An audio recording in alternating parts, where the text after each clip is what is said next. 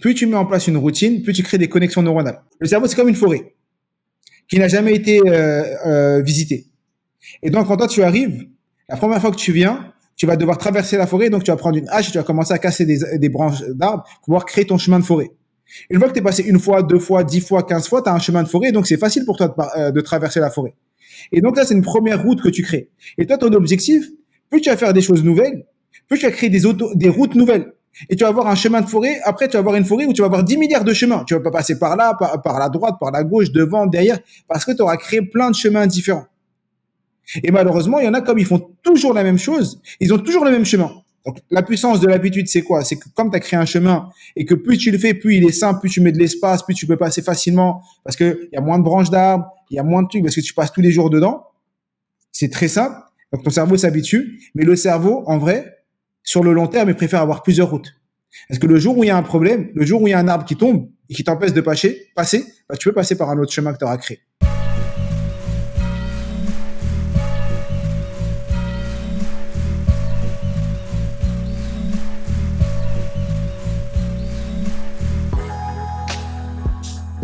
Merci à toi, parfait. Je sais pas si on va bien les voir, mais là, on en voit, mais je pense que ta caméra, toi, elle sera mieux, le mind mapping. mais je ferai des plans, j'hésiterai pas. Merci. Ce que je disais, c'est... Paix sur vous, c'est Mohamed Bouclé. Bienvenue dans l'épisode de Stay Tune TV avec Olivier. Je vous invite à écouter cet épisode. On va partager énormément de pépites. Bonjour à tous, j'espère que vous allez bien. Vous êtes sur Stay Tune, bien évidemment. Nouveau numéro, nouvelle émission avec un nouvel invité, monsieur Mohamed Bouclé. Comment vas-tu? Ça va très bien, merci. Et toi? Écoute, ça va très très bien. Ça me fait plaisir de t'inviter sur Stay Tune. Tu viens de sortir un premier bouquin qui s'appelle Connaissance illimitée. Et pour te présenter, donc, tu es vice-champion du monde de lecture rapide et triple champion de France de mind mapping. Et tu as créé également un centre de formation pour l'apprentissage, c'est ça, hein? Exactement. J'ai un centre de formation qui s'appelle Connaissance illimitée où on accompagne les gens à apprendre à apprendre. Et Connaissance illimitée qui est sorti chez Robert Laffont. Exactement. Il est sorti le 2 février chez Robert Laffont et ça fait 2 mois et demi, presque 3 mois qu'il est sorti et on est à plus de 24 000 exemplaires vendus. Combien? 24 000. Ah, bravo. Ouais, merci. Merci. Incroyable. Ouais, c'est un truc de fou. D'ailleurs, on t'a vu passer dans différents médias et moi, je t'ai vu dans un média et je me suis dit, tiens, ça m'interpelle. Le mind mapping, ça m'a intéressé et voilà, donc voilà, c'est pour ça que tu es venu sur Stay Tune. Voilà, exactement. Merci pour l'invitation. Ah bah, de rien. À quel moment t'es venu l'idée d'écrire sur la connaissance illimitée? C'était en juillet 2021. Effectivement, ouais, ça, juillet 2021. C'était l'été, j'étais avec mes enfants à la plage. J'ai regardé jouer et je me suis dit, et si je leur laissais un héritage? Parce que voilà, j'étais dans cette démarche j'avais déjà créé mon centre de formation, je partageais et j'étais dans cette démarche de me dire, il faut que je laisse un héritage à mes enfants et même un héritage à toutes les personnes sur Terre parce qu'une fois que tu pars avec tout ce que tu as appris. Et je me dis, quel meilleur moyen de laisser un héritage que d'écrire un livre? Et c'est à ce moment que l'idée d'écrire un livre a commencé, que j'ai commencé à faire des recherches sur comment on écrit un livre et que je me suis mis à l'écriture. Lorsqu'on commence sur le bouquin, il y a une introduction où tu te présentes, tu retraces un petit peu ta vie, tu parles de ton cursus scolaire notamment. Et il y a un point qui m'a interpellé, c'est que j'ai l'impression qu'il y a un point de bascule à partir du moment où tu apprends que tu es diabétique. J'ai l'impression que là, il y a une sorte de point de bascule qui te permet d'être un peu plus responsable, une prise de conscience sur ce que tu vas faire. Quand j'étais jeune, j'avais des difficultés scolaires, j'ai redoublé à plusieurs reprises, je devais aller en SECPA. Et ensuite, on a détecté ma dyslexie, ma dysorthographie, je me suis mis à travailler, mes parents étaient derrière moi. Et effectivement, à 11 ans et demi, presque 12 ans, j'ai été atteint du diabète de type 1, donc j'étais hospitalisé pendant 3 semaines. Et effectivement, ça a été un choc pour moi, un choc pour ma famille. Et ça a été aussi un point de bascule parce que quand je suis revenu à la maison, après avoir fait 3 semaines à l'hôpital, chez Robert Debré, Robert Laffont, Robert Debré, mais là, l'hôpital Robert Debré en région parisienne. Et quand je suis revenu à la maison, effectivement, tu dois réapprendre à t'alimenter, tu dois apprendre à vivre avec une maladie qui est invisible vis-à-vis des autres, mais qui, à l'intérieur de nous, on la ressent. les symptômes de l'hypoglycémie, de l'hyperglycémie, toutes ces choses-là avec lesquelles tu dois apprendre à vivre font que tu te freines. C'est-à-dire que des fois, tu as des choses que tu aimerais faire, ou peut-être des bêtises que tu allais faire, que tu fais pas parce que tu as cette petite voix de non, mais tu vas être en hypoglycémie, tu vas être en hyper, ou tu as tous ces trucs-là qui te poussent à pas faire certaines choses qui t'auraient peut-être fait si j'avais pas eu cette maladie. Ouais. T'es toujours du type 1, Lance? Oui, oui, le diabète de type 1, tu l'as, il est à vie. Donc, depuis que je suis enfant, depuis que j'ai 12 ans, j'ai le diabète. J'en ai 34. Donc, ça fait 22 ans que je vis avec cette maladie. Je me pique 3 fois par jour. Ouais, c'est insuline, du coup. Ouais, je mets de l'insuline 4 fois par jour avant chaque repas et que je vis avec cette maladie. Et on vit très bien avec le diabète. Mais malheureusement, c'est des maladies auxquelles on parle très peu. C'est des maladies invisibles et il y a de plus en plus d'enfants qui ont le diabète.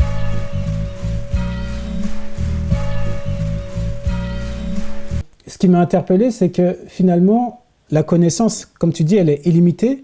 Il suffit de s'intéresser à un sujet en particulier et de l'épuiser. C'est-à-dire de creuser, de creuser, de creuser, d'être passionné pour avoir finalement une forme de spécialisation quelque part. Donc finalement, c'est être curieux, quoi. On a le théorème des 10 000 heures. Le théorème des 10 000 heures, c'est quand tu fais 10 000 heures de pratique délibérée, c'est pas 10 000 heures où tu es en train de pratiquer quelque chose de manière délibérée, tu ne peux que progresser.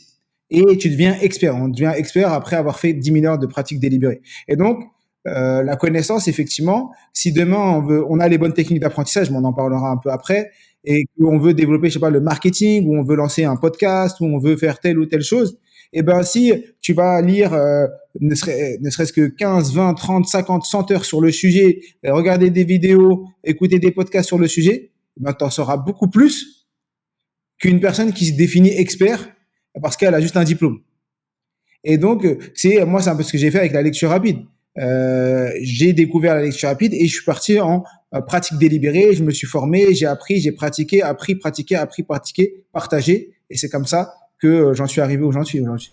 La question, justement, tu parlais de lecteur rapide. Tu m'as balancé une petite anecdote tout à l'heure, juste avant de commencer l'interview, parce que tu vas voir une interview tout à l'heure et tu me disais, tiens, j'ai 30 minutes pour lire un gros pavé que tu m'as montré et je me suis dit, mais mince, comment tu vas faire? Et après, je me suis dit, mais non, mais c'est une question à deux balles puisque tu es un spécialiste de la lecture.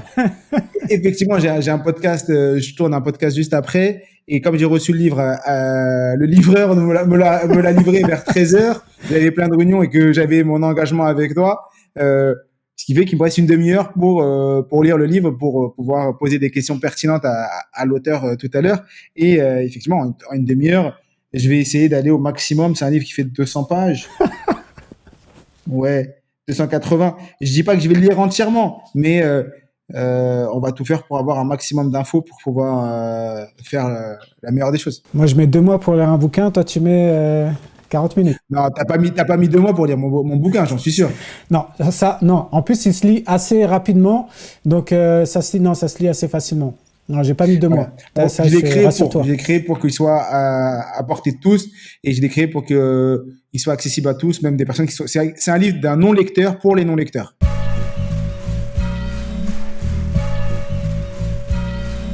Tu parles dans ce bouquin justement du saboteur mental. Et à un moment, ce qui m'interpelle, c'est lorsque l'on emploie le terme « mais ». C'est un terme qu'il faut bannir de son vocabulaire. Parce que ça nous permet ça nous freine quelque part dans notre avancée.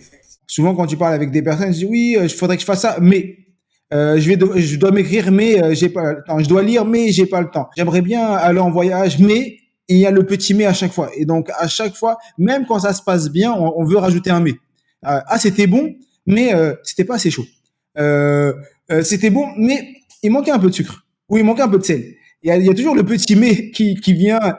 Et mentalement, le mais vient effacer tout ce qui a été dit avant. Si tu dis quelque chose, mais quelque chose d'autre, ce qu'on va retenir, c'est la fin de la phrase. Ouais.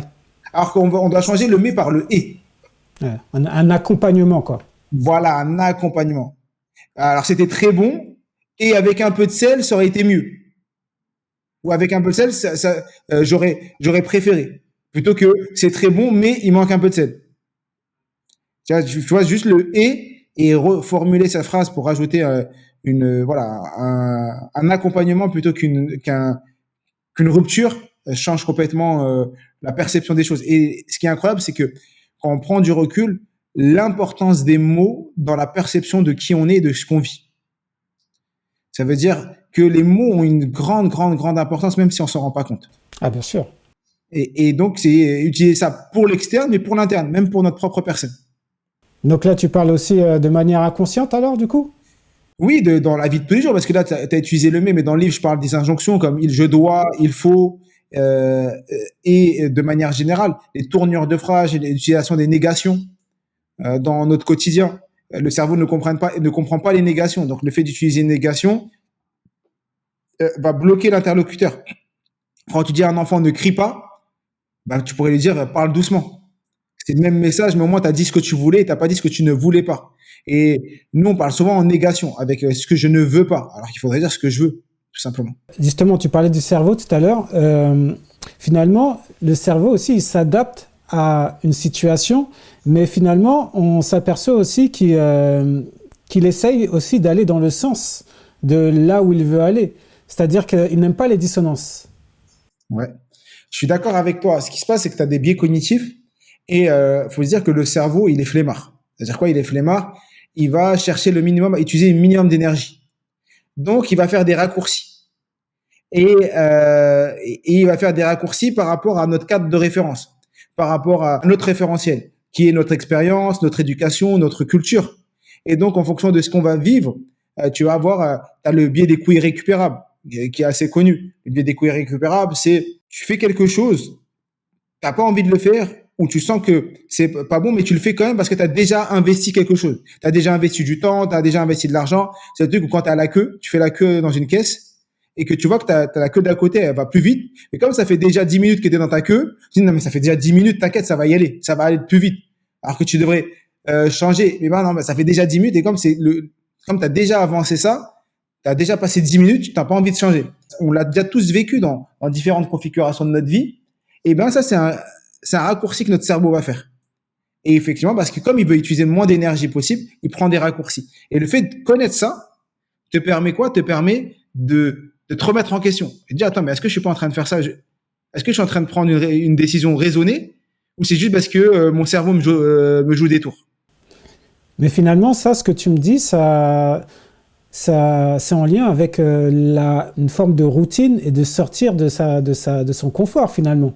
Plus tu mets en place une routine, plus tu crées des connexions neuronales. Le cerveau, c'est comme une forêt qui n'a jamais été visitée.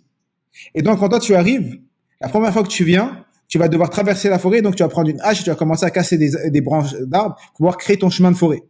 Une fois que tu es passé une fois, 2 fois, 10 fois, 15 fois, tu as un chemin de forêt, donc c'est facile pour toi de traverser la forêt. Et donc là, c'est une première route que tu crées. Et toi, ton objectif, plus tu vas faire des choses nouvelles, plus tu vas créer des routes nouvelles. Et tu vas avoir un chemin de forêt. Après, tu vas avoir une forêt où tu vas avoir 10 milliards de chemins. Tu vas pas passer par là, par la droite, par la gauche, devant, derrière, parce que tu auras créé plein de chemins différents. Et malheureusement, il y en a comme ils font toujours la même chose, ils ont toujours le même chemin. Donc, la puissance de l'habitude, c'est quoi? C'est que comme tu as créé un chemin et que plus tu le fais, plus il est simple, plus tu mets de l'espace, plus tu peux passer facilement parce qu'il y a moins de branches d'arbres, il y a moins de trucs parce que tu passes tous les jours dedans. C'est très simple. Donc, ton cerveau s'habitue. Mais le cerveau, en vrai, sur le long terme, il préfère avoir plusieurs routes. Parce que le jour où il y a un problème, le jour où il y a un arbre qui tombe et qui t'empêche de passer, bah, tu peux passer par un autre chemin que tu auras créé. Ok. Mais donc, le cerveau, est-ce qu'il aime la nouveauté, oui ou non? Bien sûr. Le cerveau, si tu veux, tu cherches en profondeur, le cerveau aime la nouveauté. Le fait de faire des choses nouvelles est bénéfique pour le cerveau. Mais le cerveau également, moins tu lui fais faire de choses nouvelles, plus tu es dans ta zone de confort. C'est-à-dire, humainement, toi, tu préfères faire des choses nouvelles, mais si tu pars sur le long terme, exemple, réduire les maladies comme Alzheimer, stimuler ton cerveau, être vif, tu vois, tout ça, le cerveau en a besoin. Donc, c'est le fait de faire des choses nouvelles qui va te permettre d'en arriver là. Mais dans ton quotidien, bah, au moment où tu vas le faire, ça va être un peu difficile. Tu vas sortir de ta zone de confort. Tu vas faire quelque chose de nouveau, sentir une petite gêne. Et après, il y a deux types de gens. Ceux qui aiment cette petite gêne, bah, c'est ce que j'ai créé aujourd'hui. Quand j'ai cette petite gêne, cette petite angoisse, ce petit moment où je vais faire quelque chose de nouveau, ce petit stress de me dire j'ai une demi-heure pour lire le livre, arriver devant quelqu'un de très connu et devoir l'interviewer, c'est un petit stress que qui est positive. J'ai appris à aimer ça, mais parce que ça stimule, ça te stimule à aller. Mais faut pas le créer, faut pas faire excès. Si j'avais pu le lire ce matin, je l'aurais lu. C'est juste que j'ai pas eu le temps, j'ai pas reçu. Et donc faut avoir ça en tête. Finalement, c'est des imprévus. On gère les imprévus et on Exactement. s'adapte avec. Exactement, c'est exactement ça. Il y a quelque chose d'intéressant, c'est tu parles de l'état alpha dans ton bouquin. Est-ce que tu peux définir ce qu'est l'état alpha? Je sais que tu en parles dans ton bouquin, mais pour les gens qui n'ont pas eu l'occasion de lire. Ce qui se passe, c'est que au niveau du cerveau, il y a des ondes cérébrales, il y a différentes ondes cérébrales, et tu en as une qui est le mode alpha. Le mode alpha, c'est lorsque ton cerveau est en pleine concentration. C'est le moment où tu as le plus de neurotransmetteurs qui sont sécrétés. C'est le moment où tu es en pleine concentration. Et nous, ce qu'on va chercher, le mode alpha, c'est se dire, attends, s'il y a un mode qui existe, qui te permet d'être plus concentré, qui te permet de faire en sorte que ton cerveau soit dans le moment présent, qu'il mémorise plus facilement, eh ben, c'est ça que je vais aller chercher. Et il y a des méthodes comme la cohérence cardiaque, des exercices de respiration. On en parlera tout à l'heure. C'était la prochaine question. Voilà. Il y a des questions, des choses que tu vas pouvoir mettre en place qui vont te permettre d'arriver en mode alpha. Et quand tu es en mode alpha, tu es beaucoup plus productif. Et c'est ces exercices que je fais avant ma lecture, avant mon apprentissage, pour être dans le moment présent et être à 100%.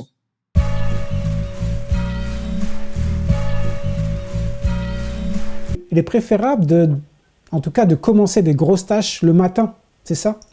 Exactement. Ce qui se passe, c'est que on a le principe de la priorité aux priorités.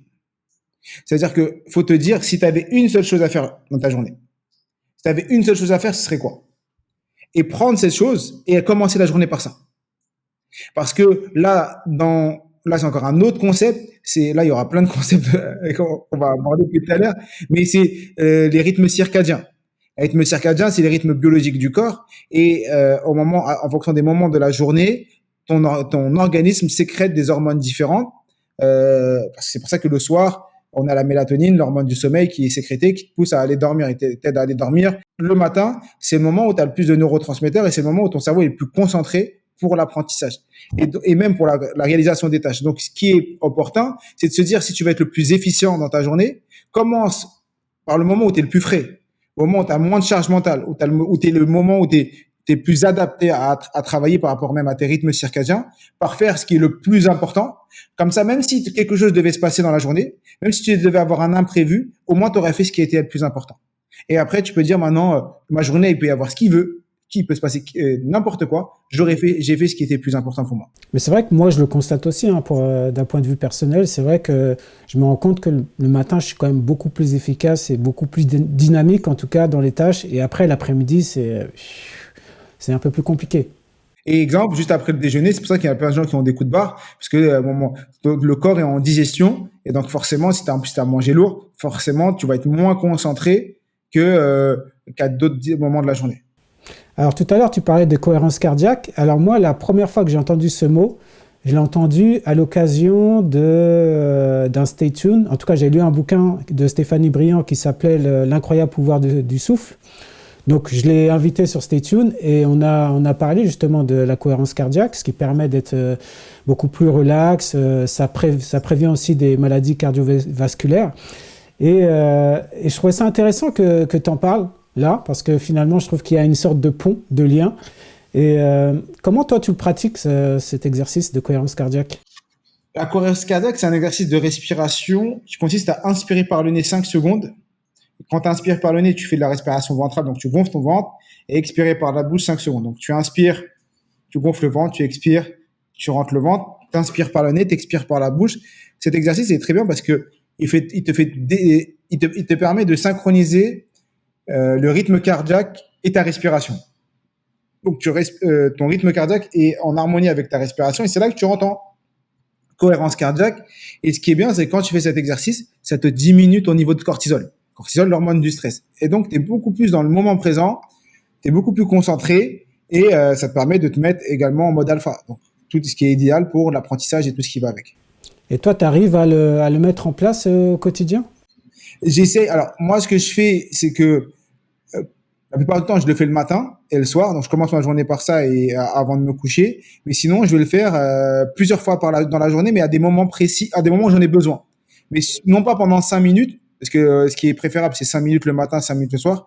Moi, dans le livre, j'appelle ça l'état ressource. C'est de se mettre pendant 1 minute à faire cet exercice. J'inspire, j'expire. Juste 1 minute. Ça te permet de revenir dans le moment présent et de partir et de recommencer ta tâche et d'y aller.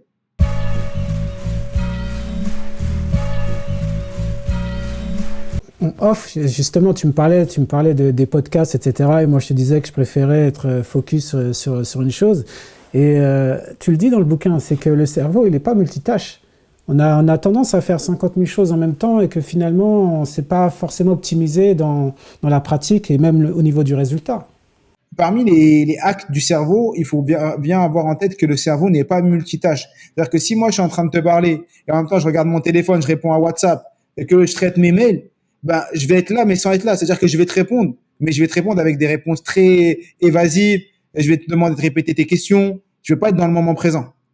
Parce que le cerveau, il n'arrive pas à faire plusieurs choses. Et malheureusement, beaucoup de gens pensent ne pas avoir de résultats, tout simplement parce qu'en vrai, ils font plein de choses en même temps quand ils essayent. Il y en a qui sont en train d'apprendre, en même temps, ils sont en train de répondre à leur WhatsApp. Ils sont en train de travailler, répondre à leur mail, et en même temps, ils font autre chose. En vrai, ils essayent de faire 10 choses en même temps. Mais en faisant ça, quand tu fais 2 choses en même temps, en vrai, tu es à 50% dans chacune de tes tâches. Au lieu d'être à 100% dans une tâche.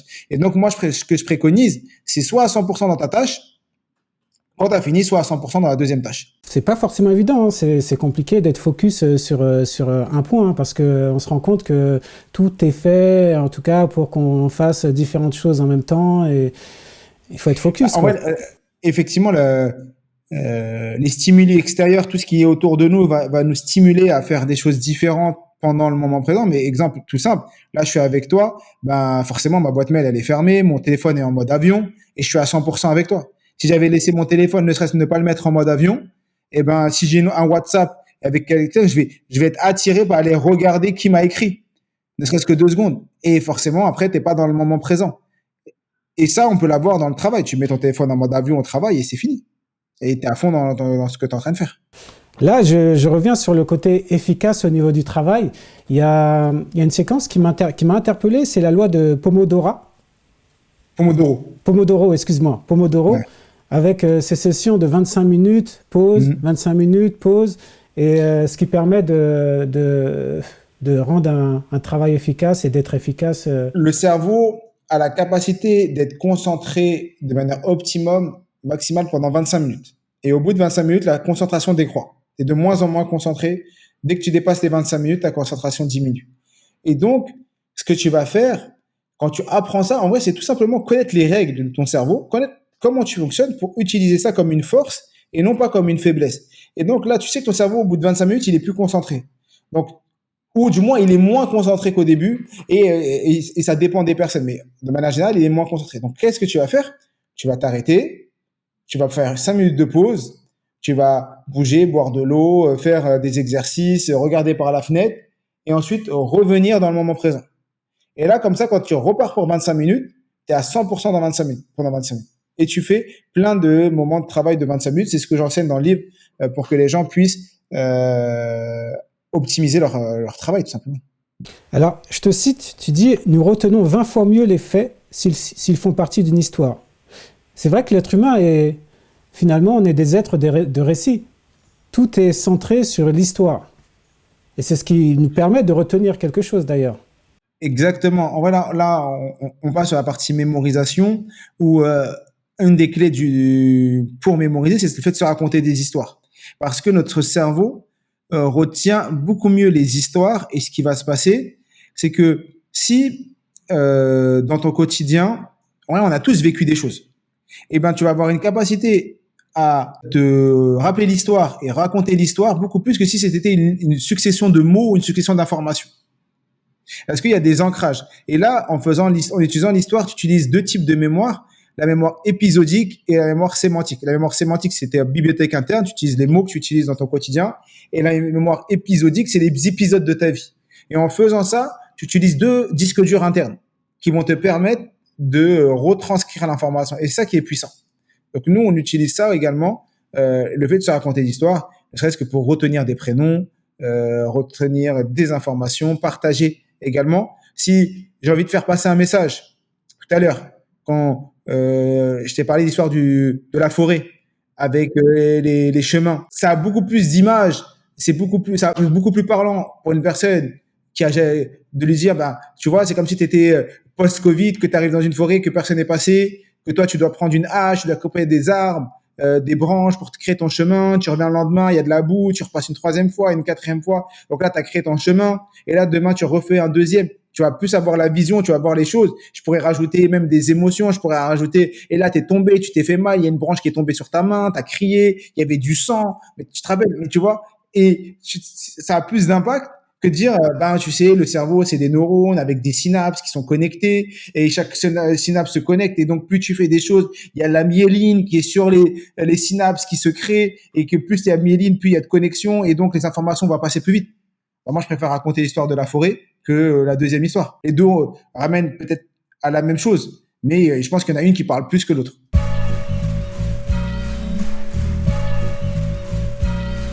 On a parlé de lecture rapide. Est-ce que toi, en lisant comme ça, d'un point de vue stratégique, t'éprouves du plaisir à la lecture? Bah, je trouve du plaisir à apprendre des choses. Et donc, c'est ça qui me procure du plaisir. La lecture, c'est juste un outil pour apprendre des choses. Et donc, je prends du plaisir parce que j'apprends des choses. Ouais. Mais après, je veux dire, si c'est un roman, par exemple, on apprend. Moi, je lis pas de roman. Ah ouais, c'est ça, c'est ça. C'est-à-dire que moi, je suis pas un lecteur. Ouais. C'est-à-dire que moi, tu me verras pas prendre un roman un dimanche après-midi, me poser et lire un roman. Ouais, c'est ça.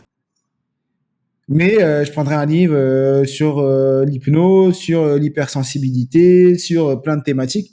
Mais prendre un livre, c'est pas ma tasse de thé. Parce que moi, là-bas, je suis pas un lecteur. Tous les types de lecteurs se respectent. Et c'est pour ça que moi, dans le livre et de manière générale, je dis bien que je fais le distinguo entre la lecture plaisir et la lecture apprentissage.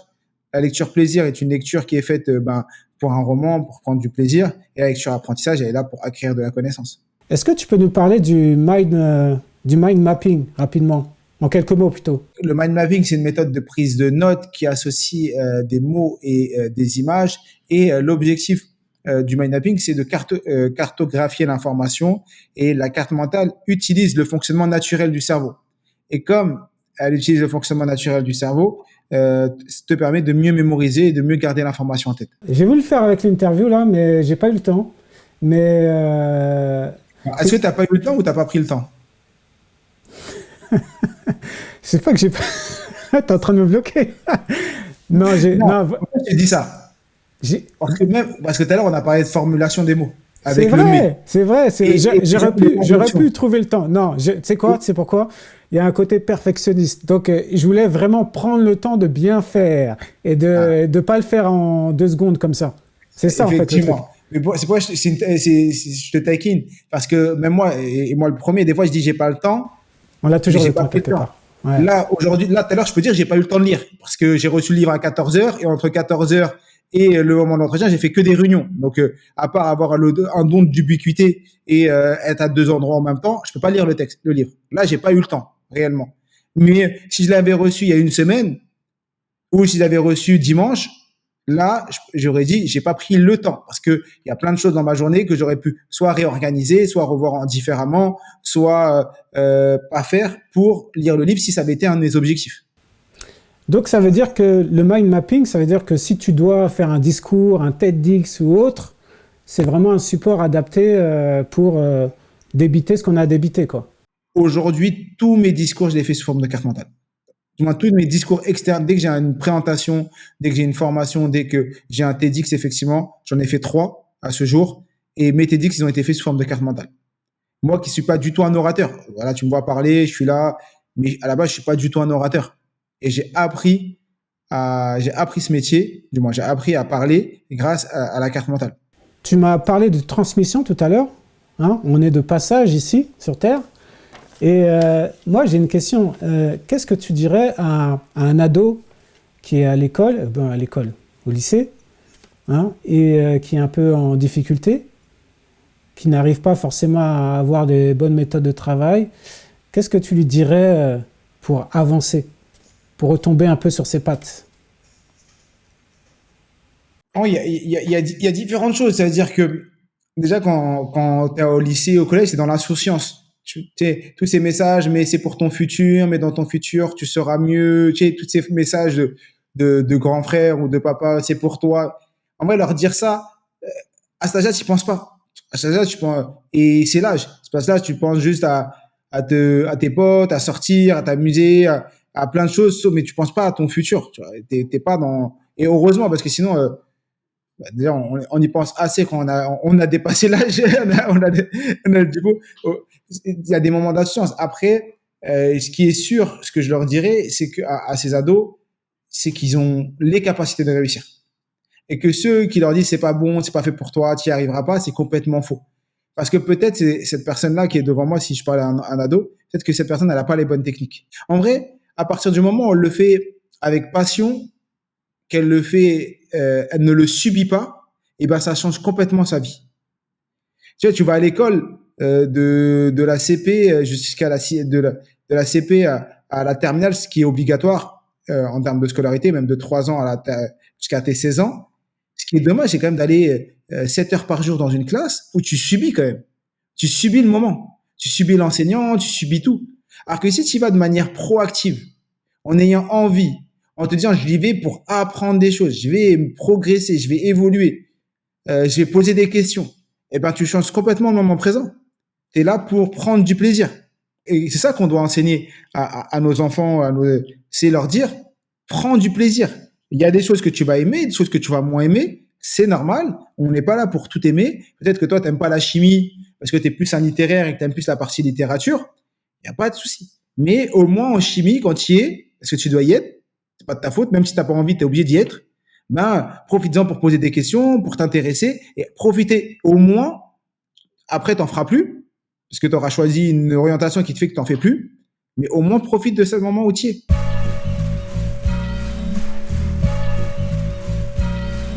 Alors moi, je vais te donner une série de mots et tu me donneras voilà, ton ressenti sur ces mots que je vais te donner. D'accord. Hacker le cerveau. Mon ressenti, c'est que tout le monde peut hacker le cerveau, effectivement. Et ça veut dire quoi pour toi, hacker le cerveau? Hacker le cerveau, c'est tout simplement utiliser les stratégies, les techniques qui vont te permettre d'aller plus vite, plus loin, et d'utiliser ton cerveau comme il se doit et l'utiliser comme une Ferrari et non pas comme une calèche. C'est pour moi, hacker le cerveau. Confiance en soi.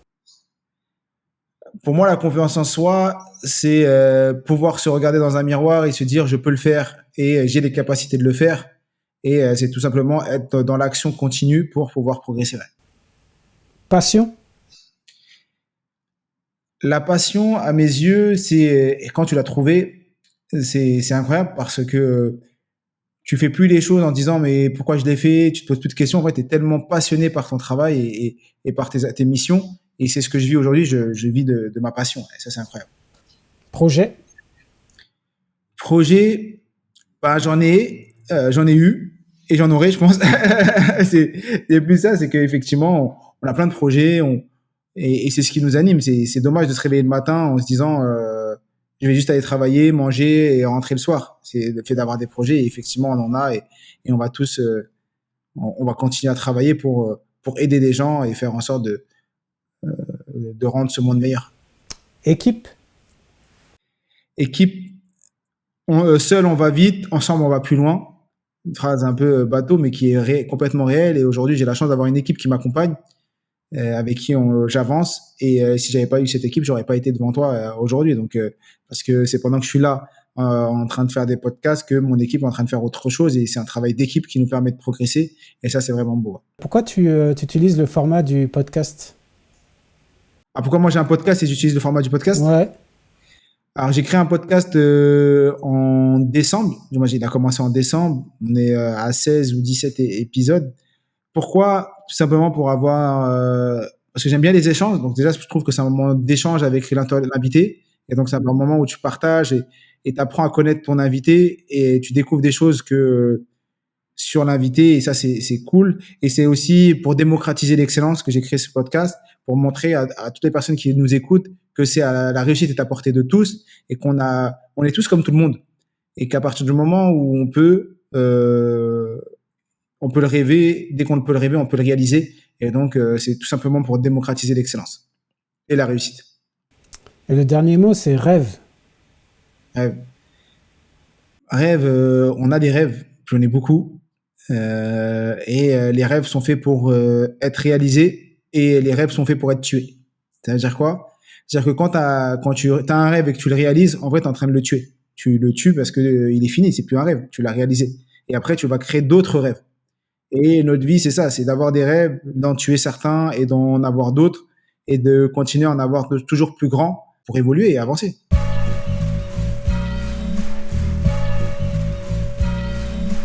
Parce qu'on parle beaucoup du cérébral, structure, organisation, aussi performance.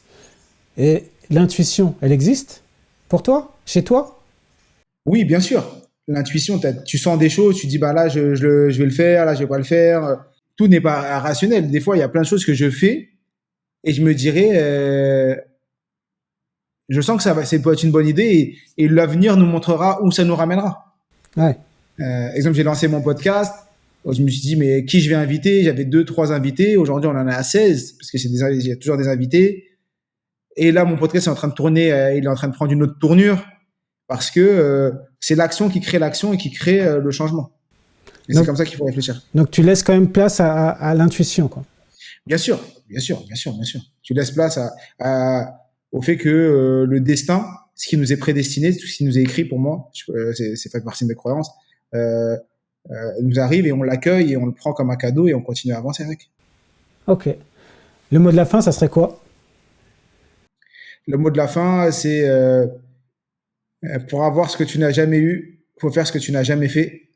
Donc, si tu veux quelque chose de nouveau, il faut faire des choses nouvelles. Si tu veux un résultat, si tous les jours tu manges le même sandwich, tu manges les mêmes plats et que tu veux maigrir, bah, il va falloir changer dans ton alimentation. Si tous les jours tu fais pas de sport et tu dis je veux maigrir, bah, il y a un problème. Il faut que que tu fasses un truc que tu n'as jamais fait, c'est que tu fasses du sport. Et ben c'est la même chose dans tout ce qu'on a compris, dans l'apprentissage, dans notre vie. Pour avoir quelque chose de nouveau qu'on n'a jamais eu, et ben il faudra faire quelque chose de différent. Parce que c'est la folie de faire tous les jours les mêmes choses. Et qui répètent toujours les mêmes erreurs et qui se plaignent. Bah oui, parce que tu fais toujours la même chose. Change. En tout cas, je te remercie pour cet échange. Je te remercie d'être passé sur Stay Tuned. En plus, merci à toi pour l'invitation. Ben non, et puis il y a plein d'enseignements, plein de petites techniques à acquérir, vraiment intéressantes. Et donc, je te remercie d'être passé sur Stay Tuned. Merci à toi encore pour l'invitation et à très vite. À très vite et je te souhaite encore plein de bonnes choses pour toi. Merci. Salut. Salut.